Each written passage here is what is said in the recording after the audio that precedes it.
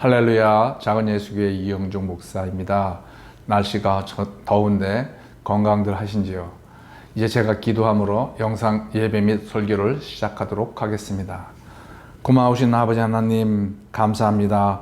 오늘도 저희들을 말씀 앞으로 초대해 주신 것을 감사합니다.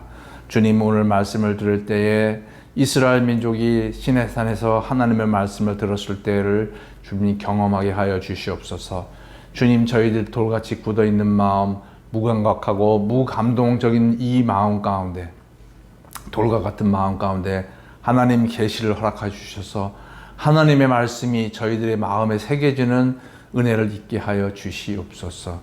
말씀을 전하는 저 이영종 목사에게도 하나님 은혜를 주셔서 하나님의 말씀을 가감없이 잘 전할 수 있도록 성령 하나님 도와주시옵소서. 예수님의 이름으로 기도하였습니다. 아멘.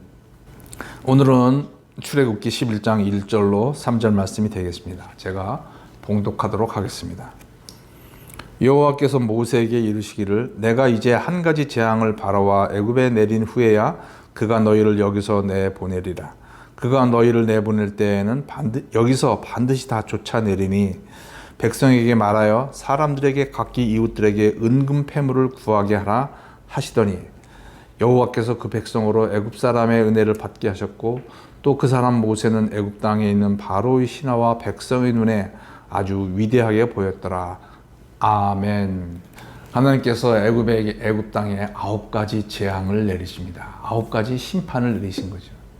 그러나 사람들이 어찌나 즐기던지 그런 무시무시한 재앙과 어려움을 겪고도 바로와 또 바로의 신하들과 이집트 사람들은 하나님 앞에 회개를 하지 않습니다. 참으로 사람의 마음은 고집스럽고 질긴 줄 압니다.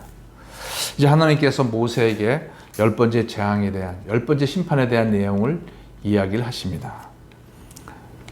1절 읽어보겠습니다. 여호와께서 모세에게 이르시기를 내가 이제 한 가지 재앙을 바로와 애굽에 내린 후에야 그가 너희를 여기서 내보내리라. 우리가 이제 결과적으로 알고 있죠. 그 10번째 재앙, 유월절 사건 때문에 이제 이스라엘 민족이 그곳을 나오게 되는 것을 우리는 알고 있습니다. 그런데 이제 여기 보면 그 다음 구절을 보겠습니다. 그가 너희를 내보낼 때에는 여기서 반드시 다 쫓아낸다. 아니, 그냥 나가라고 하면은 이스라엘 민족이 다 나갈 것 같은데 왜 쫓아낸다고 표현하고 있을까요? 성도 여러분, 만약에 하나님께서 이제 10가지 재앙을 다 내리신 다음에 이집트를 나올 유대인들은 나와라 라고 자유권을 줬다면 어떤 일이 일어났겠습니까? 우리 생각에는 다 나왔을 것 같죠? 그러나 현실은 그렇게 녹록한 것이 아닙니다. 그들이 비록 노예 생활을 하고 있었지만 그곳에서 결혼을 하고 또 삶의 터전이 거기 있었던 거예요. 이들이 나와야 했던 유일한 이유는 신앙적인 것 때문에 나오는 거예요. 하나님께서 약속의 땅으로 가라고 했기 때문에. 그런데 그 약속의 땅에 가면 떡하니 황금들이 기다리고 있습니까? 그 약속의 땅에는 다른 민족들이 이미 살고 있었어요. 그러면은 내가 그 약속 땅에 가면 그 사람들이 어서 오십시오 하고 땅을 내어줍니까? 그렇지 않은 걸 알고 있잖아요. 우리가 하나님의 말씀대로 살면 그냥 황금이 우리 앞에 널려 있습니까? 그냥 모든 게 다 형통합니까? 아니죠. 어려움이 있어요. 비록 그들이 노예 생활을 하고 있었지만 신앙적인 이유 때문에 가나안 땅으로 간다? 물론 이제 어떤 사람들은 정말 이 신앙이 뜨거워서 순종하는 사람도 있겠지만 그렇지 않은 사람들도 있는 거예요. 노예면 어때? 먹고 사는 게 더 중요하지. 하나님의 약속이 나 밥 먹여주나? 이렇게 생각하는 분들도 있었을 것입니다. 실제로 이스라엘이 이제 국가를 이룬 이후에 하나님 앞에 범죄하여서 바벨론의 침공을 받고 바벨론의 포로를 끌려갑니다. 그래서 이사야와 예레미야 예언대로 70년 동안 그들은 바벨론 포로 생활을 합니다. 말이 70년이지 끌려간 사람들은 죽고요. 그 다음 세대들이 태어나서 나이 70대 된 노인이 되었을 때에 고레스가 이 고국으로 돌아간도 좋다. 가서 거기서 너희들의 신앙생활을 하려면 해라라고 이 자유를 선언합니다. 성도 여러분, 70년 동안 그들은 그곳에서 뿌리를 내리면서 살고 있었어요. 그랬을 때에 고레스가 너희들 신앙의 자유를 줄 테니 너희들이 이스라엘로 가려면 가라라고 했을 때 어느 정도 사람들이 갔을 것 같습니까? 신학자들이 연구해 보기를 대략 10%의 사람들만 유대 땅으로 돌아갔다고 그렇게 알고 있습니다. 10%. 비록 그들이 그 바벨론에 살고 있었지만 그들은 거기서 태어났고요. 바벨론의 언어를 배웠고요. 그곳에 교육을 받았고요. 그곳에서 결혼하고 그곳에서 자기 직업을 얻고 그곳에서 많은 사람들하고 관계를 맺고 있었던 거예요. 안정적인 삶을 살고 있었어요. 비록 노예의 상태에 있었지만. 그런데 신앙적인 이유 때문에 고국으로 간다.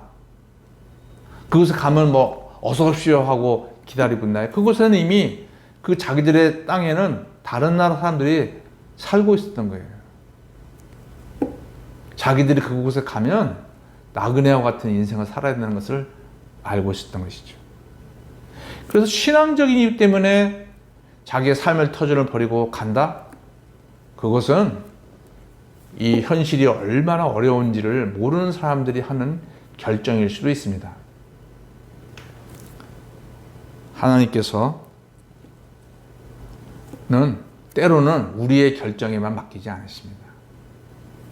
이렇게 다 이집트 사람들이 다 쫓아낸 것처럼 때로는 하나님께서는 우리에게 자율권을 주시기도 하지만 환경적으로 어쩔 수 없이 하나님의 말씀에 순종하게끔 그렇게 만드시는 때가 있습니다.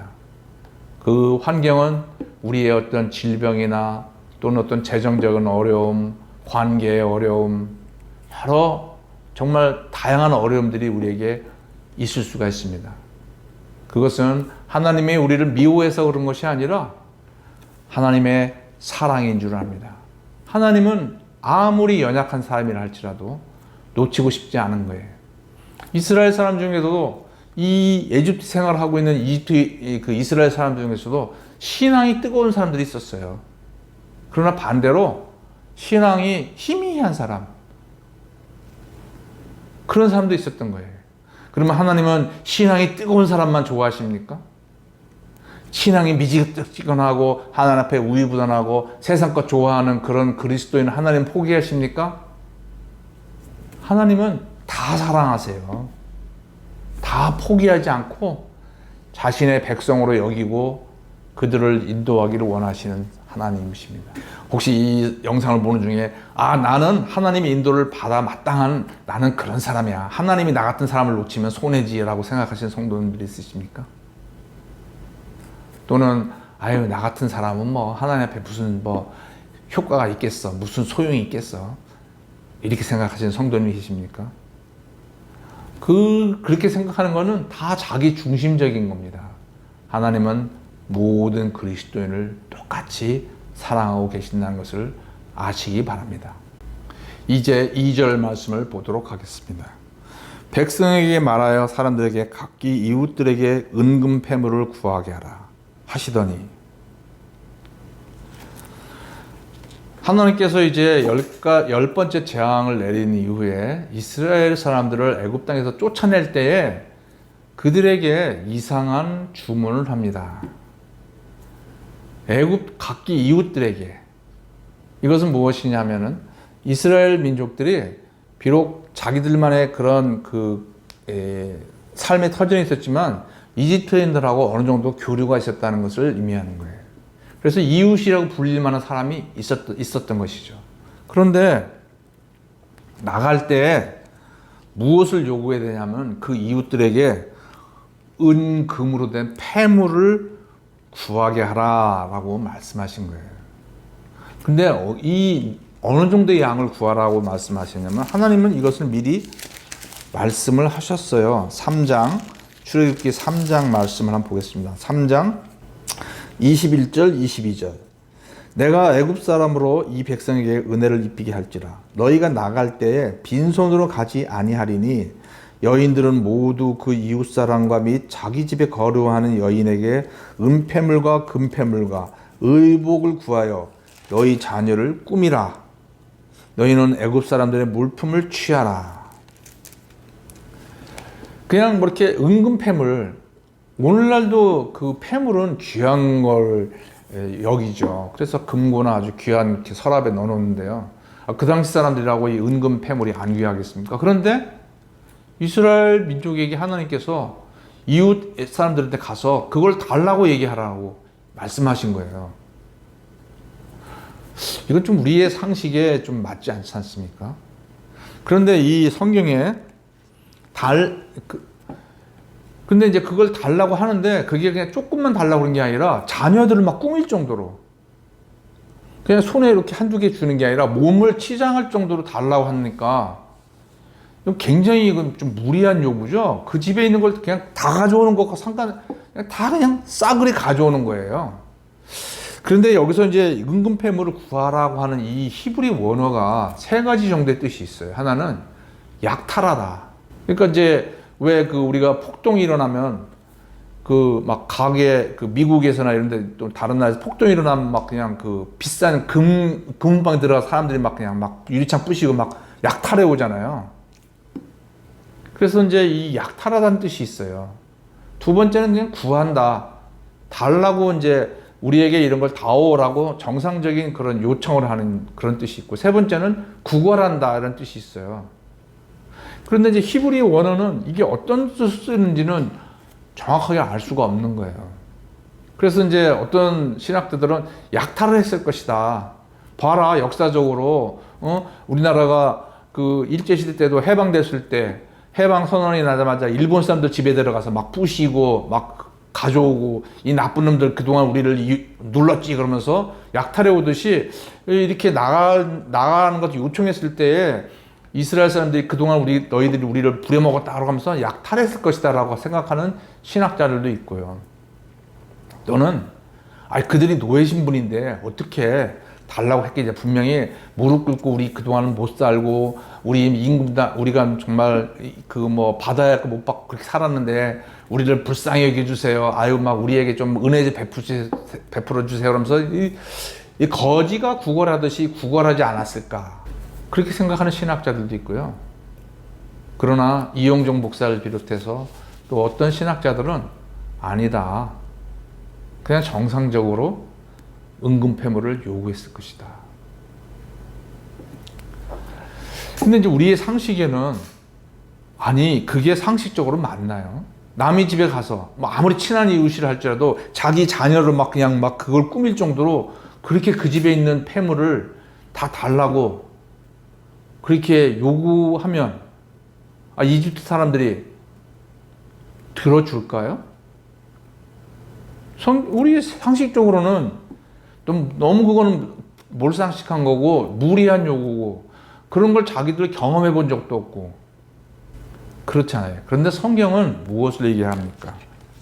3절에 여호와께서 그 백성으로 애굽 사람의 은혜를 받게 하셨고, 애굽 사람의 은혜를 받게 하셨고, 은혜라고 하는 것은 무엇을 의미합니까? 은혜라고 하는 것은 받을 자격이 없는 사람한테 가장 귀한 것을 주는 것을 은혜라고 그래요. 받을 자격이 없는 사람한테 최고로 좋은 것을 주는 것을 은혜라고 성경은 표현합니다. 그래서 우리가 구원받은 것이 은혜라고 표현하고 있어요. 우리는 구원받을 수 없는데 그 구원을 위해서 누구를 주셨습니까? 돈을 주셨습니까? 건강을 주셨습니까? 아니죠.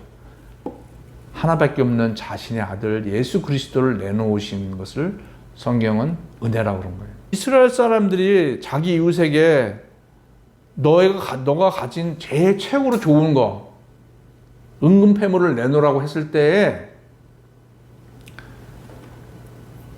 이집트 사람들이 은혜로 줬다는 거예요. 이건 우리 상식으로 이해가 안 되는 겁니다. 그런데요, 요구했더니 주었다 그런 거예요. 이스라엘 민족이 최초로, 민족 전체로 하나님의 말씀에 순종했을 때 그들의 이성을 뛰어넘어서 하나님의 말씀대로 되는 것을 경험하는 첫 번째 사건인 것입니다. 혹여나 이 이스라엘 사람들 중에서는 그것은 하나님의 말씀은 좀 이치에 안 맞아. 어떻게 사람으로서 그럴 수 있냐라고 요구하지 못하는 사람도 있었을지 모릅니다. 그런 사람은 그런 경험을 못했겠죠. 그러나 자기의 생각보다도 하나님이 우리한테 그것을 명령하셨어. 우리한테 그렇게 하라고 하셨어. 라고 하나님의 말씀을 믿고 그렇게 요구를 한 사람들은 그 은혜를 입은 거예요. 놀라운 경험을 한 거예요. 뒤에 민수기 말씀에 이스라엘 민족이 경험한 사건이 있습니다. 그들이 하나님의 말씀 앞에 하나님께 불순종했을 때 하나님께서 맹독을 가진 뱀들이 이스라엘 민족의 그 진 가운데 다니면서 물었습니다. 그래서 많은 사람들이 뱀에 물려 죽었어요. 그래서 그제서야 그들이 회개하면서 하나님 앞에 구했을 때 하나님의 방법이 뭐냐면은 놋뱀을 장대에 달아서 높이 들어라. 그리고 그 놋뱀을 보는 자마다 살리다라라고 말씀하신 겁니다. 아니, 사람의 생각에는 뱀한테 물리면 뱀 독을 뺏고 그 피를 빨아내고 그 다음에 지혈을 해서 그 다음에 해독제를 먹어야, 그리고 뭔가 바르고 이래야 살지. 아니, 그걸 본 뱀을 봐라? 그러면 산다? 아니, 그런 건 본 적도 없고요. 사람의 상식에도 맞지도 않는 거예요. 그래서 안 간 사람도 있겠죠. 그러나 성경은 그 뱀을 본 자마다 살더라. 하나님은 우리의 그런 합리적인 이성에 합당한 그런 것도 때로는 말씀하시지만 때로는 우리의 믿음을 요구하시는 거예요. 그것은 우리의 이성과 우리의 경험을 뛰어넘는 걸 요구하시는 거죠. 그런데 난 그런 거는 경험해 본 적, 그런 건 말도 안 돼. 그런 거 어떻게 해? 라고 자기의 생각 속에 갇힌 사람은 경험을 해볼 수가 없는 거죠. 하나님께서 이스라엘 민족에게 내 이웃에게 금은 보화를 구하는데 최고로 좋은 걸 달라고, 그리고 다 달라고 구해라. 어떻게 내가 그럴 수가 있나? 내가 저 사람한테 피해를 주는데. 그러나 그 하나님의 말씀을 믿고 순종한 사람은 인간의 생각을 뛰어넘는 놀라운 경험을 한 거예요. 이스라엘 민족은 최초로 하나님의 말씀에 대해서 순종했을 때 어떤 결과가 오는지를 경험하는 첫 번째 사건이 되는 것입니다. 3절 후반부를 읽어보겠습니다. 또 그 사람 모세는 애굽 땅에 있는 바로의 신하와 백성의 눈에 아주 위대하게 보였더라. 애굽 사람들이 모세를 왜 위대하게 봤습니까? 바로처럼 높은 권세에 있기 때문에 위대하게 봤습니까? 아니면은 엄청난 양의 재물과 황금을 갖고 있었기 때문에 위대하게 봤습니까? 아니면 애굽에 있는 모든 학자보다도 더 뛰어난 총명과 학식을 갖고 있었기 때문에 위대하게 봤습니까? 성도 여러분도 아시잖아요. 위대하신 하나님과 함께 했기 때문에 하나님께서 영적으로 모세를 높여주신 거예요. 우리가 어렸을 때부터 위대한 사람이 되는 것이 꿈인 거죠. 그래서 어렸을 때 위인전도 많이 읽습니다. 위대한 사람이 되라는 얘기도 많이 듣습니다. 그런데 여러분은 진정 마음속으로 어떤 사람이 위대하다고 생각을 하십니까? 정말 이 땅에는 정말 많은 위대한 사람들이 있는 것은 사실입니다. 그러나 성경은 위대하지 않다고 말하고 있습니다. 왜 그렇습니까? 이 땅에 있는 것들은 다 지나가기 때문이죠. 영원하지 않은 거예요. 한 줌의 흙과 한 줌의 바람과 같은 그런 존재들이 우리 인간인 거예요. 그 사람이 아무리 위대해도 죽어버리잖아요.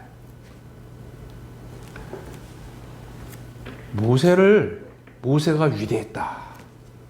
그것은 하나님께서 모세를 위대하게 만드셨기 때문입니다. 영적인 관점이 성경은 가장 위대한 사람이라고 이야기를 해요.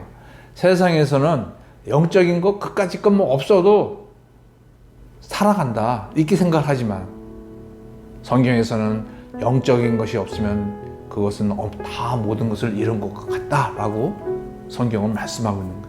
우리가 어떤 관점, 내가 위대하게 보는 관점이 무엇이냐, 우리는 한번 다시 우리를 바라봐야 됩니다. 우리 자녀가 잘 되길 원하십니까? 자녀가 위대한 사람이 되길 원하십니까? 어떻게 되는 게 정말 위대하다고 성경은 말씀하고 있습니까? 성도 여러분, 한번 깊이 생각을 해보시기 바랍니다. 그리고 우리 자신이 먼저 하나님 앞에서 어떻게 해야 위대한 사람이 될까? 기도하겠습니다. 아버지 하나님, 오늘 말씀을 통하여서 저희들에게 귀한 교훈을 주신 것을 감사합니다.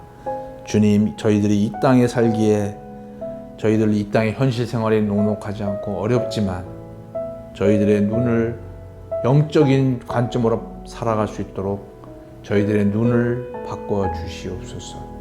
예수님의 이름으로 기도하였습니다. 아멘.